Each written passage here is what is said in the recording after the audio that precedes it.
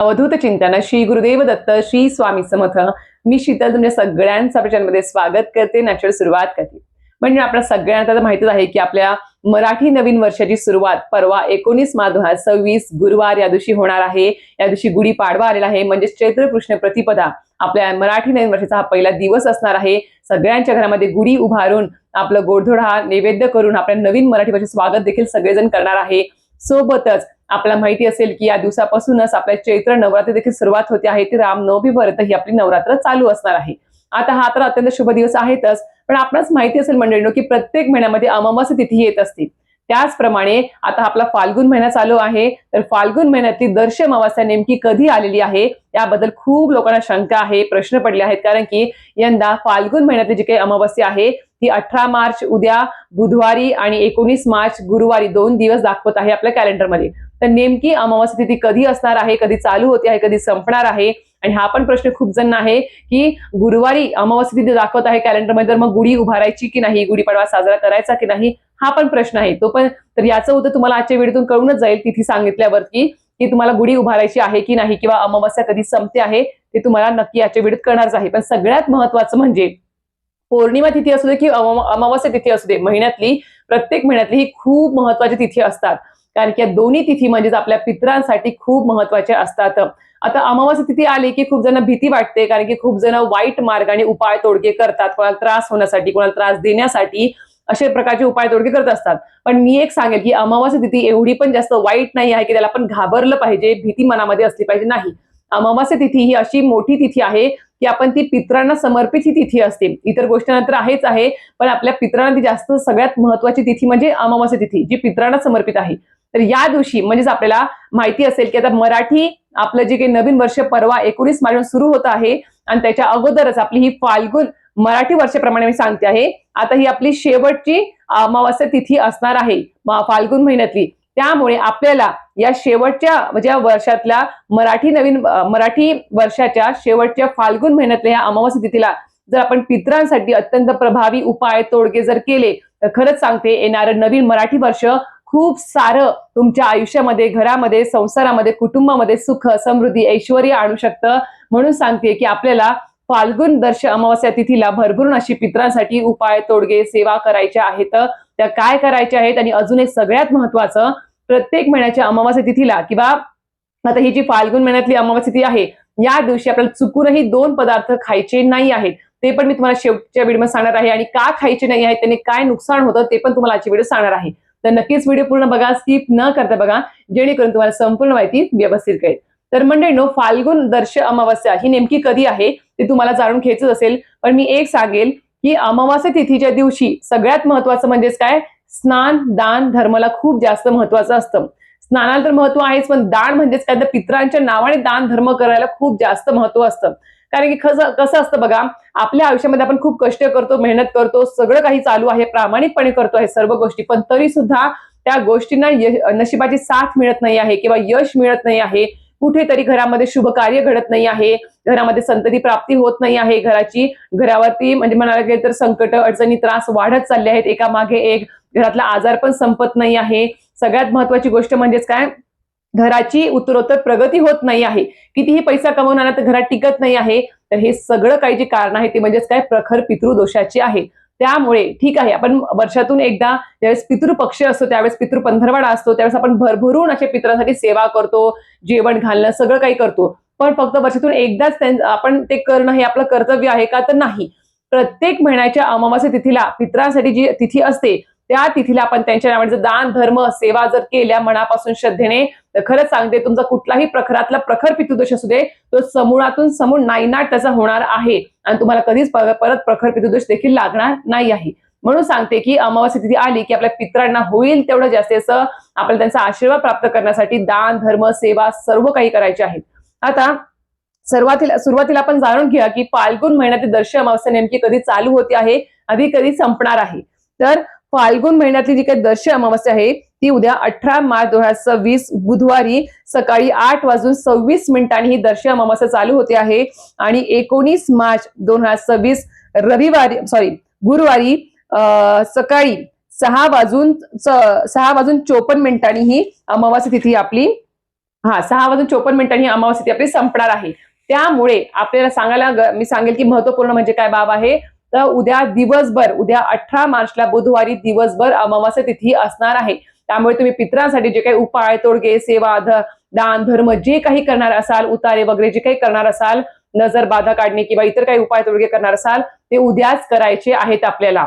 आणि परवा 19 मार्चला सकाळी 6:54 म्हणजेच 6:45 वाजता ही तिथी संपून जाईल. त्यामुळे तुम्ही 19 मार्चला अमावस्या तिथी ही आपली जास्त वेळ नाही आहे. आपला सूर्योदय झाला की तिथी संपते अमावस्या तिथी. त्यामुळे तुम्ही गुढी उभारण्यासाठी सज्ज राहू शकता. तुम्ही आपले जे गुढीपाडवा सण आहे तो मोठ्या उत्साहात तुम्ही साजरा करू शकणार आहात. त्यामुळे गुढी देखील तुम्हाला उभारता येणार आहे. हे तुमचं प्रश्न किंवा शंका मिटली असेल. आता येऊया मेन मुद्द्यावर, ते म्हणजेच काय, तर आता आपल्याला अमावस्या तिथीला म्हणजेच उद्या दिवसभरामध्ये आपल्याला पितरांसाठी काय काय आणि कुठल्या गोष्टी करायच्या आहेत, आणि सोबत आपल्याला घरात सुद्धा काही महत्वपूर्ण गोष्टी करायच्या आहेत. कसं असतं, आपण जी काही गोष्ट करतोय, छोट्यातली छोटी मोठी काही असेल, ती मनापासून श्रद्धेने विश्वास ठेवून जर केली ना, तर आपल्याला त्वरित फलप्राप्ती त्याची मिळत असते. कारण कसं आहे, कुठलीही गोष्ट करताना ती आपण आपल्या आधी विचारांमध्ये ठरवत असतो की ती आधी करायची की नाही, त्यांनी काय होणार आहे किंवा नाही, हे आधी इथं फिक्स होत असतं. त्यानंतर आपण कृती करतो आणि त्यानंतर आपल्याला रिझल्ट मिळत असतो. त्यामुळे आधीच जर तुम्ही डोक्यात फिक्स केलं की नाही, या गोष्टीमुळे, या सेवेमुळे, या दान धर्मामुळे माझं चांगलंच होणार आहे, मला पितरांचा आशीर्वादच मिळणार आहे, माझं सगळं काही चांगलंच होणार आहे, असा जर तुम्ही विश्वास ठेवून जर ती कृती केली, तर 100% ती कृती तुम्हाला फलप्राप्ती देणारीच ठरते. म्हणून सांगते की आधी विश्वास महत्वाचा आहे, श्रद्धा महत्वाची आहे कुठली गोष्ट करताना. आणि पितरांसाठी केलं तर ते काही वाया जात नाही, उलट त्याचा भरभरून तुम्हाला आशीर्वाद मिळतो. कारण की तुम्ही जरा बघा, ज्यांच्या घरात प्रखर पितृदोष आहे, त्यांच्या घरात बघा कितीही काही केलं, कितीही पैसा, अडका, सुख, समृद्धी आहे, सगळं काय, पण घरात शांतता नसते, सततचा आजार पण असतं, खटके उडतात, भांडण, डिवोर्स पण गोष्टी गेलेल्या असतात, भरपूर सारे प्रॉब्लेम्स त्यांच्या घरामध्ये असतात. म्हणून सांगते की, आणि असे पण काही घरं आहेत ज्यांच्या घरामध्ये कमी पगार आहे, भले ते एका रूम मध्ये राहत आहात 4-5 जण कुटुंब सहित, पण ते खुश आहे, समाधानी, आनंदी आहे का, आणि आलेला पैसे देखील त्यांच्या घरात टिकतो आहे का, कारण की त्यांना प्रखर पितृदोषाचा त्रास नाही आहे. म्हणून सांगते की प्रखर पितृदोष जर मागे लागला ना, तर खरं सांगते होत्याचं नव्हतं करून टाकतं अक्षरशः. तर आपल्याला काय करायचं आहे, सर्वप्रथम उद्या आपल्याला जे काही आपली उद्या अमावस्या तिथी आहे, दर्श अमावस्या तिथी, तर उद्या घरातल्या कर्त्या पुरुषाने, सगळ्यात महत्वाचं, घरातल्या कर्त्या पुरुषांनी उद्या आपल्या पितरांच्या स्मरणार्थ, जर समजा तुमच्या घरामध्ये तुमचे सासरे सासू जर वारले असतील, तर आपल्या मिस्टरांनी त्यांच्या प्रित्यर्थ ही गोष्ट करावी. आणि जर नसेल, समजा सासू नाही आहे, सासरे आहे, तर सासूसाठी करावं. जे तुमचे पितर गेलेले आहेत घरात, त्यांच्यासाठी तुमच्या घरातल्या कर्त्या पुरुषांनी या गोष्टी करायच्या आहेत, हे तुम्हाला सुरुवातीला सांगते. आता घरातले कर्ते पुरुष जर लवकर घराच्या बाहेर पडले, समजा तिथी सुरू होण्याच्या अगोदरच कामाला वगैरे जाणार असतील, किंवा शिफ्ट वगैरे असतात, 5 वाजता 6 वाजता कोण शिफ्ट असते, तर घरातल्या स्त्रीने जरी केले त्यातले काही एखादा उपाय तरी सुद्धा चालणार आहे. सगळ्यात महत्वाचं म्हणजे काय, आता या दिवशी मी सांगेल की आपलं आता उद्या अमावस्या तिथी आहे, त्यामुळे आधी आपल्या घरातली सगळी निगेटिव्हिटी, सगळी म्हणतात अलक्ष्मी किंवा नकारात्मक ऊर्जा घालवायची असेल, दारिद्र्यता घालवायची असेल, तर घर उद्या स्वच्छ करायला विसरू नका. कारण की परवापासून आपल्या नवीन मराठी वर्षाला सुरुवात होते आहे. त्यामुळे आज उद्या 2 दिवसामध्ये घर एवढं स्वच्छ करा, अडगळीच्या गोष्टी घराच्या बाहेर काढा, सगळं काही धूळ जी काही जळमट ते काढून टाका, त्या गोष्टी लागत नाही त्या कोणाला तरी चांगलं असेल तर गरज बनताना दान करून टाका किंवा देऊन टाका, तुटल्या फुटल्या असेल तर फेकून द्या, पण घर स्वच्छ करा, अडगळ वगैरे काही ठेवू नका.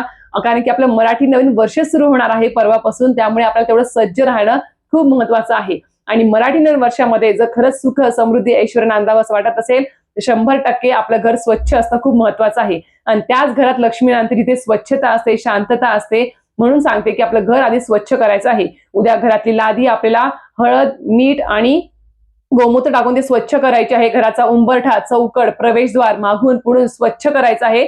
हळद, गोमूत्र, मीठ टाकून दुसऱ्या पाण्यात, लादीचं पाणी वेगळं असावं. आणि दरवाजा, मेन डोर असेल, चौकट, उंबराजे स्वच्छ करायचं आहे, तर आपल्याला त्याच्यासाठी वेगळं पाणी घेऊन ते स्वच्छ करायचं आहे. आणि गुढीपाडव्याच्या दिवशी आपल्याला आता जे काही स्वस्तिक वगैरे असेल अगोदर काढलेलं, ते पण स्वच्छ पुसून टाका. आणि गुढीपाडव्याच्या शुभ मुहूर्तावरती, नवीन वर्षाच्या पहिल्या दिवशी, आपल्याला गुरुवार आहे त्या दिवशी, आपल्याला आपल्या प्रवेशद्वारावरती 5 हळद कुंकाची ठिपकी असेल, स्वस्तिक असेल, शुभ लाभ असेल, हे आपल्याला काढायचं आहे गुरुवारी. आणि त्याचं पूजन करायचं आहे.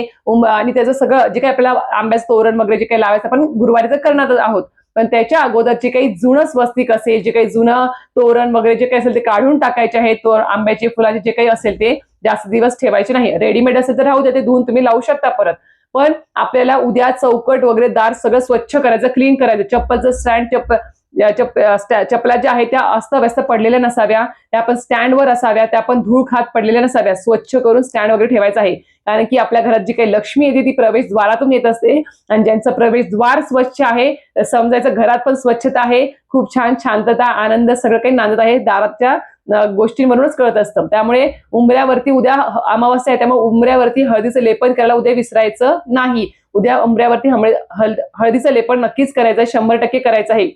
त्याच्यामुळे अमावस्या तिथीच्या दिवशी जी काही निगेटिव्हिटी असते ती आपल्या घरात प्रवेश करत नाही, कोणाच्या पायावाटे सुद्धा येत नाही, आणि कशा प्रकारे सुद्धा आपल्या घरात ती एंट्री करत नाही. म्हणून आपल्याला उद्या हळदीचं लेपन उद्या प्रवेशद्वारावर करायचं आहे, आणि गुरुवारी सुद्धा करायचं आहे. ते केल्यानंतर आपल्याला आपल्या देवघरा, आता आपण घर तर स्वच्छ करणार आहोतच, तर त्याच्यासोबत आपल्या देवघरातले देव सुद्धा आहेत ते सुद्धा आपल्याला स्वच्छ करायचे आहे, देवघर स्वच्छ करायचं आहे, सगळं काही टापटीप करून ठेवायचं आहे. कारण की आपल्याला गुरुवारी नवीन वर्षाचं स्वागत करायचं आहे, त्याच्यामुळे सांगते आहे.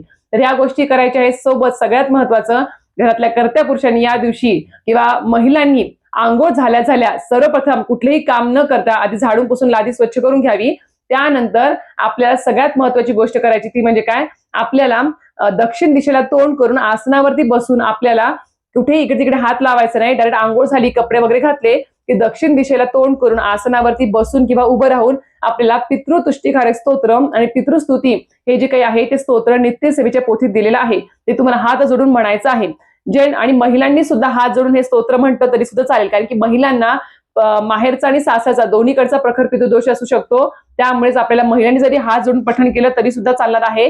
पण जर तुम्ही पितृदुष्टिकारक स्तोत्र आणि पितृस्तुती जी आहे तुम्ही घरातल्या कर्त्या पुरुषांनी जर हवनयुक्त जर केलं तर अतिशय उत्तम, कारण की जी हवनयुक्त जी काही आपण सेवा करतो ती लवकरात लवकर त्यांच्यापर्यंत पोहोचत असते. म्हणून पितरांसाठी जर तुम्ही उद्या घरामध्ये हवन केलं घरातल्या कर्त्या पुरुषांनी तर अतिशय उत्तम असणार आहे. आमच्या घरात पण प्रत्येक अमावस्येला माझे मिस्टर घरात हवन करतात, आणि तुम्हाला एखाद्या व्हिडिओमध्ये क्लिपमध्ये दिसलं सुद्धा असेल बघा, रीलमध्ये त्यांचा एक व्हिडिओ पण आहे. तर नक्कीच घरामध्ये हवन केल्याने पितरांसाठी खूप जास्त महत्वाचं असतं अमावस्या तिथीला, तर नक्कीच करावं. ते केल्यानंतर आपल्याला दुपारी ठीक 12 वाजता थोडासा कागदावरती किंवा एखाद्या झाडाच्या पानावरती आपल्याला थोडासा अळणी भात, थोडंसं तूप, त्याच्यावरती आपल्याला दही तूप आणि सोबत आपल्याला काळे तीळ वगैरे टाकून आपला तो नैवेद्य आपल्या पितरांसाठी ठेवायचा आहे, कावळ्यांना ठेवायचा आहे, पक्ष्यांना ठेवायचा आहे. नक्कीच आपल्या अंगणामध्ये, गॅलरीमध्ये, दक्षिण दिशा ज्या साईडला असेल त्या साईडला तुम्हाला तो ठेवायचा आहे, आणि पितरांना नमस्कार तिथे करायचा आहे. हे केल्यानंतर आपल्याला दुपारी ठीक 12च्या अगोदर 12 वाजेपर्यंत का असेना घरातल्या कर्त्या पुरुषांनी आपल्या जवळच्या मंदिरामध्ये जाऊन एखाद्या पुजारी किंवा ब्राह्मणाला हिरण्य दान द्यायचं आहे. मला म्हटलं दानाला खूप जास्त महत्वाचं आहे म्हणून सांगते की हिरण्य दान नक्कीच द्यायचं आहे. हिरण्य दान म्हणजेच काय, 11 रुपये किंवा यथाशक्ती जेवढं तुम्हाला दक्षिणा शक्य असेल ती दक्षिणा तुम्हाला ठरवायची आहे. आता 11 रुपये दक्षिणा, एक जानवं जोड, 1.25 पावशेर पेढे हे आपल्याला घरातल्या कर्त्या पुरुषांनी आपल्या जवळच्या पुजारींना, मंदिरातल्या वगैरे ब्राह्मणाला दान म्हणून द्यायचं आहे. आणि त्यांच्याकडून प्रसाद वगैरे काही घ्यायचा नाही, फक्त पाया पडायच्या, नीट घरी यायचं, हातपाय स्वच्छ धुवायचे आणि स्वामींना मुजरा करायचा, आणि त्याच्यानंतरच तुम्हाला काही अन्न वगैरे खायचं आहे किंवा ग्रहण करायचं आहे. हे घरातल्या कर्त्या पुरुषांनी आवर्जून करावं. आणि तुम्हाला नैवेद्य पण ठीक दुपारी 12 ते 2च्या दरम्यान जरी दाखवला तुम्ही पितरांसाठी दही भाताचा गायत्री टाकून तरी सुद्धा चालणार आहे. ओम पितृदेवताभ्यो नमः म्हणून तुम्ही तो नैवेद्य दाखवायचा आहे. ते केल्यानंतर आता सगळ्यात महत्वाचं म्हणजे या दिवशी होईल तेवढं, तुम्हाला शक्य होईल तेवढं पितरांचं तुम्हाला समजा गरजवंतांना दान धर्म करायचा असेल, कारण की उन्हाळा वाढला आहे, छत्री असेल किंवा टोपी असेल किंवा अजून काही गोष्टी असेल, पाणी दान करणे असेल, पाण्याची बॉटल दान करणे असेल, अन्नदान असेल, जे काही तुम्हाला शक्य असेल ते तुम्ही उद्याच्या दिवशी पितरांच्या स्मरणार्थ दान नक्कीच करावं. कारण की दान करणं किंवा अन्नदान करणं सगळ्यात मोठं पुण्य असतं म्हणून सांगते आहे. तर या गोष्टी आवर्जून तुम्हाला उद्या करायच्याच आहे. आणि सगळ्यात महत्वाची अजून एक गोष्ट आता जी सांगणार होती ती म्हणजेच आपल्याला प्रत्येक महिन्याच्या अमावस्येला किंवा उद्या आपल्याला दिवसभरामध्ये किंवा रात्री किंवा अमावस्या तिथी संपेपर्यंत चुकूनही 2 पदार्थ खायचे नाही आहे. ते म्हणजेच कुठले, चुकूनही अमावस्या तिथी असेल त्या दिवशी मांसाहार घरात करायचा नाही. घरातल्या एकाही व्यक्तीने मांसाहार खायचा सुद्धा नाही आहे. कारण की असं म्हटलं जातं, अमावस्या तिथी किंवा पौर्णिमा तिथीला जर तुम्ही मांसाहार केला तर प्रखरातला प्रखर पितृदोष तुमच्या मागे लागतो. कारण की ही तिथी पितरांसाठी असते, आणि त्यामुळे या दिवशी मांसाहार चुकूनही करू नये, मद्यपान करू नये, व्यसन करू नये, हे सांगितलं गेलेलं आहे शास्त्रामध्ये. म्हणून तुम्हाला सांगते किंवा अमावस्या पौर्णिमा तिथी आली की चुकूनही आपल्याला मांसाहार, मद्यपान, व्यसन करायचं नाही आहे. नाही तर चुकून तुम्हाला एवढा प्रखर पितृदोष तुमच्या मागे लागेल ना की कारण की आजकाल लोक खाताना तिथी सुद्धा बघत नाही, मंगळवारे, गुरुवारे, अमावस्या, पौर्णिमा सुद्धा बघत नाहीत. फक्त खायचंच आहे आम्हाला, बस ठरवतात, बस त्या टायमाला तुम्हाला खायचंय. आणि मग नंतर जे तुम्हाला भविष्यकाळात जे त्रास होतात ना, मग तुम्हाला त्याचं निदान सुद्धा होत नाही की कशामुळे होत आहे. एवढ्या मोठ्या मोठ्या गोष्टी, संकट, अडचणी, त्रास कशामुळे येत आहे ते तुम्हाला सुद्धा कळत नाही. म्हणून हे नियम पाळा. आणि चुकूनही उद्या कोणी जर तुम्हाला काही दिलं खायला तर ते चुकूनही खाऊ नका, पांढऱ्या वस्तू चुकूनही खाऊ नका. आणि अजून एक गोष्ट, अमावस्या, पौर्णिमा तिथी असेल किंवा इतर दिवशी सुद्धा जर तुम्ही स्वामींची रोज नित्य सेवा करत असाल तर खरंच सांगते, परान्न कडकडीत बंद. आणि त्यातल्या त्यात अमावस्या किंवा पौर्णिमेला तर परान्न खायचंच नाही आहे, चुकूनही खायचं नाही. तर सगळे दोष त्यांच्या घरात तुम्हाला लागू शकतात. तुमची सगळी सेवा त्यांना, सेवेचं पुण्य त्यांना पिळतं. त्यामुळे सांगते की तुम्ही म्हणताल की आम्ही प्रामाणिकपणे आहो, आम्ही काही कळत नाही, खंड न पडता रोज सेवा करतो, पारायण करतो, सर्व काही करतो, तरी सुद्धा संकट, अडचणी चालू आहेत. का? कारण की तुम्ही परान्न खात आहात. आणि त्यातल्या त्यात अमावस्या, पौर्णिमेला तर चुकूनही परान्न खायचं नाही. तुम्ही बाहेर जाऊन स्वतःच्या पैशाने विकत घेऊन खाल्लं तर ते परान्न होत नाही. एका सेवेकऱ्याच्या घरचं, म्हणजे स्वामी समर्थ माझा जो कट्टर सेवेकरी आहे, जो ज्याच्या घरात रोज नित्यसेवा होते, स्वामींचं अधिष्ठान आहे, त्याच्या घरचं खाल्लं तर ते परान्न नाही. कारण की आपण एका स्वामी भक्ताच्या घरातलं खातो आहे. पण ज्यांच्या घरात अध्यात्म नाही, स्वामींची सेवा नाही, किंवा ज्यांच्या घरामध्ये मांसाहार शिजवला जातो, खाल्ला जातो, त्यांच्या घरातलं अन्न चुकूनही खायचं नाही आहे. ते परान्नाने खूप मोठा त्रास तुम्हाला होऊ शकतो, सगळं पुण्य तुमचं शून्य होऊ शकतं. त्यामुळे सांगते की या गोष्टी चुकूनही उद्या करू नका. आणि प्रत्येक महिन्याच्या अमावस्या, पौर्णिमेला याची काळजी घ्यायला विसरू नका. तर अशा प्रकारे तुम्हाला संपूर्ण माहिती सांगितली आहे. आणि उद्या पित्रांसाठी होईल तेवढं जास्तीत जास्त दान, धर्म, सेवा करायला विसरायचं नाही आहे आपल्याला. तर अशा प्रकारे तुम्हाला आजचा व्हिडिओ माहिती आवडली तर नक्कीच लाईक, शेअर, सबस्क्राईब करायला विसरू नका. श्री स्वामी समर्थ.